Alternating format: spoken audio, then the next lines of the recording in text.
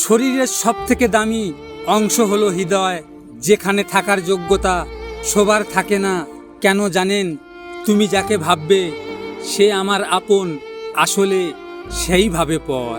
যে মানুষকে কাঁদায় সে সুখী হয় ঠিকই, কিন্তু সে চিরকালের জন্য সুখী হয় না। একদিন সেও কাঁদে, কারণ আমাদের যিনি মাথার উপর আছেন তিনি একদিন না একদিন তাকে কাঁদাবেন। মনে রাখবেন, উপর আওলা সব কিছু মানতে পারলেও কিন্তু কাউকে কাঁদানো মানতে পারে না।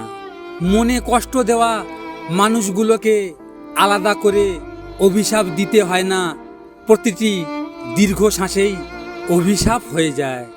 একটা কথা মনে রাখবেন, গাছের কাঁটার চেয়ে মাছের কাঁটা বেশি মারাত্মক। ঠিক তেমনি বাইরের মানুষের চেয়ে নিজের মানুষ বেশি বিপজ্জনক, এটাই বাস্তব। আমি কাকে বিশ্বাস করব?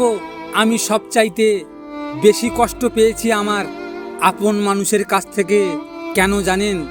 সে আমার সমস্ত দুর্বলতার স্থান সে জানতো, তাই সে আমার দুর্বলতার স্থানেই বেশিরভাগ আঘাত করেছে। বন্ধু, আমাকে কাঁদিয়ে যদি তোমার সুখ হয় তাহলে তুমি সুখী থেকো। নিজের দোষ ঢাকাতে যারা অন্যর ঘাড়ে দোষ চাপিয়ে দেয় তাদের সাথে তর্ক করে কখনোই জেতা যায় না, কারণ তারা প্রতিটি মিথ্যাকে যুক্তি দিয়ে সাজিয়ে ফেলে। কেউ আমাকে জিজ্ঞেস করেছিল তোমার আপন কে? আমি হেসে বললাম সময়, কারণ সময় ঠিক থাকলে সবাই আপন, আর না থাকলে কেউ না। মনে রাখবেন, মানুষকে চোখের দেখায় কখনোই চেনা যায় না। সময়ের সাথে সাথেই সবারই আসল রূপটা বের হয়ে আসে।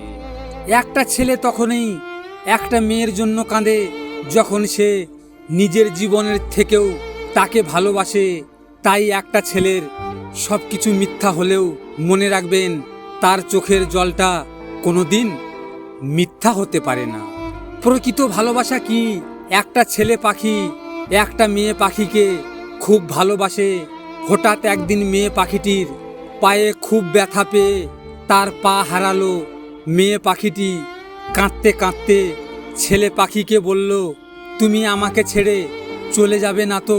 তখন ছেলে পাখিটি এ কথা শুনে তার নিজের দুটি ডানা কেটে বলল, এবার তো আমি চাইলেও তোমাকে ছেড়ে যেতে পারবো না। তারপর একদিন বড় একটা তুফান এসে তাদের ঘর ভেঙে দিল। তখন ছেলে পাখি মেয়ে পাখিকে বলছে, তুমি চলে যাও কোনো নিরাপদ জায়গায়, আমার কথা চিন্তা করো না। তখন মেয়ে পাখিটা তার কথা শুনে উড়ে চলে গেল তার নিরাপদ জায়গায়। তারপর ঝড় তুফান থামার পরে মেয়ে পাখিটি ফিরে এসে দেখল ছেলে পাখিটা মরে পড়ে আছে।